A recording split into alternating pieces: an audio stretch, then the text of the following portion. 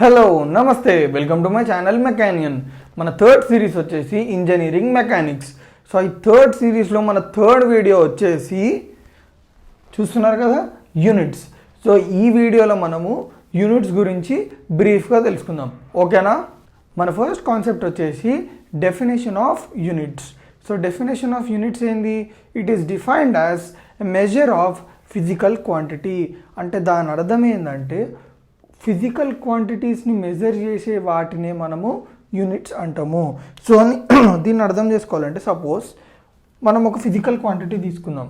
Physical quantities అంటే ఏంది?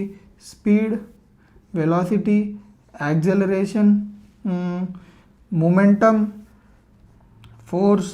So ఇవన్నీ వచ్చేసి physical quantities.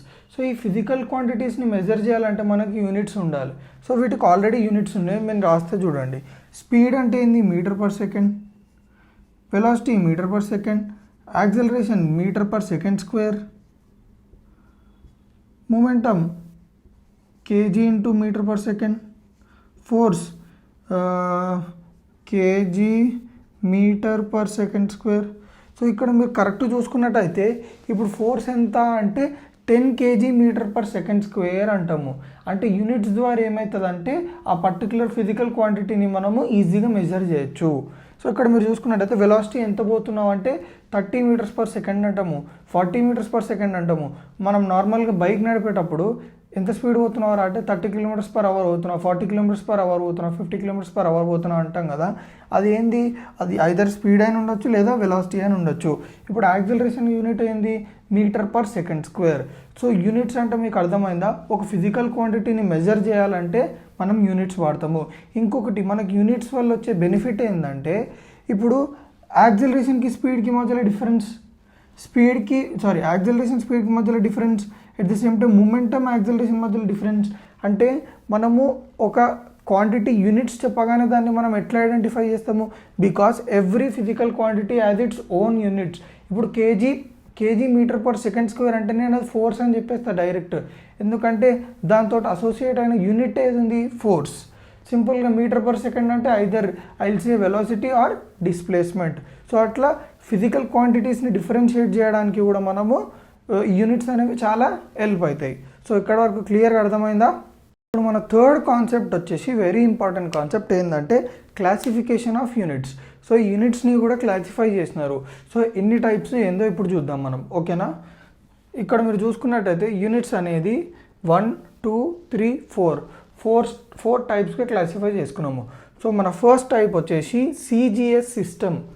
So CGS system abbreviation ఏంది? కరెక్ట్ చూడండి. సి అంటే సెంటీమీటర్, జి అంటే గ్రామ్స్, ఎస్ అంటే సెకండ్స్. సో ఏవైనా యూనిట్స్ని మనము ఈ ఫార్మాట్లో రాస్తే అవి సిజిఎస్ సిస్టమ్ ఆఫ్ యూనిట్స్ అవుతాయి. సో మన నెక్స్ట్ యూనిట్స్ వచ్చేసి FPS system. So FPS system అంటే ఏంది? Foot, pound, seconds. సో ఏదైతే ఒక క్వాంటిటీని మనము ఈ సిస్టంలో అంటే ఏదో ఒక ఫిజికల్ క్వాంటిటీని మనము ఈ సిస్టమ్ ఆఫ్ యూనిట్స్లో రిప్రజెంట్ చేస్తే అది ఎఫ్పిఎస్ సిస్టమ్ అవుతుంది. Next MKS system.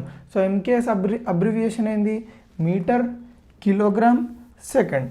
So same thing, physical క్వాంటిటీని ఈ సిస్టమ్ ఆఫ్ యూనిట్స్లో రిప్రజెంట్ చేస్తే అది ఎంకే సిస్టమ్ అవుతుంది. సో నెక్స్ట్ మన very important system of unit ఏంటంటే ఇంటర్నేషనల్ సిస్టమ్ ఆఫ్ యూనిట్స్. దాన్ని మనము ఎస్ఐ యూనిట్స్ అని అంటాము. సో మ్యాక్సిమం మనం ప్రాబ్లమ్స్లో వాడే యూనిట్స్ ఎస్ఐ యూనిట్సే, ఓకేనా. సో ఇప్పుడు ఈ ఎస్ఐ యూనిట్స్ అనేది మన ఇప్పుడు త్రూ అవుట్ ద వరల్డ్ ఈ ఎస్ఐ యూనిట్స్నే వాడతాం మనము. అంటే ప్రాబ్లమ్ సాల్వింగ్లో కానీ లేకపోతే ఫిజికల్ క్వాంటిటీ యూనిట్స్ రిప్రజెంటేషన్లో కానీ మనం మ్యాక్సిమం ఎస్ఐ యూనిట్సే వాడతాము. సో ఈ ఎస్ఐ బేసిక్ యూనిట్స్ ఏంది చూడండి? Metre, kilogram, second, candela, kelvin, mole. వీటి గురించి మీరు టెన్షన్ పడకండి, ఇవి ఎస్ఐలో ఉన్న ఒక ఇంటర్నేషనల్ స్టాండర్డ్ యూనిట్స్ అంతే. సో క్యాండెల్ అంటే ఇంటెన్సిటీని మెజర్ చేయడానికి, కెల్విన్ అంటే టెంపరేచర్, మోల్ అంటే అమౌంట్ ఆఫ్ సబ్స్టెన్స్. అంటే ఒక సబ్స్టెన్స్ ఒక సపోజ్ ఏదైనా తీసుకోండి, దాంట్లో ఎంత అమౌంట్ ఆఫ్ సబ్స్టెన్స్ ఉందో కనుక్కోవడానికి ఏ యూనిట్ యూజ్ చేస్తామంటే మోల్. సో ఇక్కడ వరకు మీకు క్లియర్గా అర్థమైందా? కానీ మీకు ఒక డౌట్ రావచ్చు. ఇక్కడ చూడండి, ఎంకేఎస్లో మీటర్ ఉంది, కిలోగ్రామ్ ఉంది, సెకండ్ ఉంది. ఇక్కడ ఎస్ఐ యూనిట్లో మీటర్ ఉంది, కిలోగ్రామ్ ఉంది, సెకండ్ ఉంది. అంటే రెండిటికి సేమ్ ఏమంటారు సేమ్ యూనిట్స్ ఉన్నాయి. సో ఎట్లా పాసిబుల్, అది మనం ఎట్లా ఐడెంటిఫై చేయగలుగుతాం, అది ఎస్ఐయా ఎంకేఎస్ఆ? సో ఇక్కడ ఒక చిన్న ఏంటంటే ఒక ట్విస్ట్ అని చెప్పలేను కానీ ఒక ఎక్స్ట్రా పాయింట్ ఉంది ఎస్ఐ యూనిట్స్లో. ఏంటంటే మనము ఎప్పుడైనా చూడండి ఎంకే సిస్టంలో ఫోర్స్ యూనిట్స్ వచ్చేసి ఏముంటాయంటే కేజీ వెయిట్ అని ఉంటాయి. అదే మీరు ఎస్ఐ యూనిట్స్లో ఫోర్స్ యూనిట్స్ వచ్చేసి KG metre per second square which is nothing but Newton. మనం ఇక్కడ కేజీ మీటర్ పర్ సెకండ్ స్క్వేర్ని కేజీ వెయిట్ అంటాము, అక్కడ కేజీ మీటర్ పర్ సెకండ్ స్క్వేర్ని న్యూటన్ అని అంటాము. So this is one thing which differentiates both the units. సింపుల్గా చెప్పుకోవాలంటే ఈ రెండు యూనిట్స్ని అదొక్క చిన్నది డిఫరెన్షియేట్ చేస్తుంది. సో ఇక్కడ వరకు మీకు క్లియర్గా నీట్గా అర్థమైందా? ఓకేనా? సో మన నెక్స్ట్ కాన్సెప్ట్ వచ్చేసి basic units and derived units. So ఇప్పుడు మనము బేసిక్ యూనిట్స్ అంటే ఏంది, డిరైవ్డ్ యూనిట్స్ అంటే ఏందో తెలుసుకుంటాం.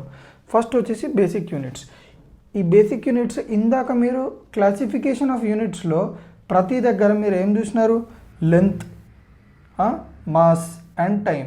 ఈ బేసిక్ యూనిట్స్ తోటే ఆ సిస్టమ్ ఆఫ్ యూనిట్స్ అనేవి ఫామ్ అయినాయి.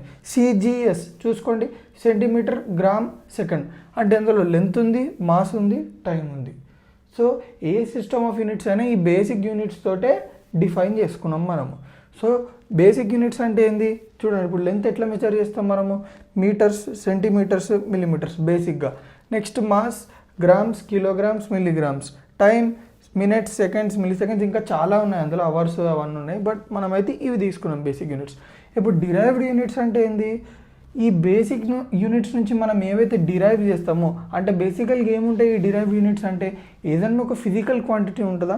సపోజ్ మీరు ఫిజికల్ క్వాంటిటీ అంటే ఏది తీసుకుంటారంటే యాక్సలరేషన్ తీసుకోండి. యాక్సలరేషన్ అంటే ఏంది, change in velocity by time. ఇప్పుడు మనము ఈ బేసిక్ యూనిట్స్ యూజ్ చేసి ఆ డిరైవ్డ్ యూనిట్స్ ఎట్లా కనుక్కుంటామో చూద్దాం. ఇప్పుడు చూడండి, acceleration is equals to change in velocity by time. So velocity అంటే ఏంది, డిస్ప్లేస్మెంట్ బై టైం. డిస్ప్లేస్మెంట్ అంటే ఏంది, shortest distance travelled by the body. అంటే డిస్టెన్స్ అంటే మనకి ఏమొస్తుంది, మళ్ళీ ఇక్కడ లెంత్ వచ్చేస్తుంది. సో లెంత్ అంటే ఏంది, మీటర్స్. టైం అంటే ఏంది, సెకండ్స్, మీటర్ పర్ సెకండ్. ఇక్కడ నేను మళ్ళీ ఒకసారి చెప్తాను, ఓన్లీ ఎస్ఐ యూనిట్స్, ఇవి ఎస్ఐ యూనిట్స్ కాబట్టి అందుకే మీటర్ పర్ సెకండ్ వచ్చింది. సో అది మర్చిపోకండి. సో ఇప్పుడు మనకి వెలాసిటీ వచ్చేసి మీటర్ పర్ సెకండ్ వచ్చింది. సో నేను వెలాసిటీ ప్లేస్లో మీటర్ పర్ సెకండ్ సబ్స్టిట్యూట్ చేసిన తర్వాత టైం యూనిట్స్ ఏంది, సెకండ్స్. సో దీన్ని సాల్వ్ చేస్తే మనకి ఏమొస్తుంది, మీటర్ పర్ సెకండ్ స్క్వేర్ వస్తుంది.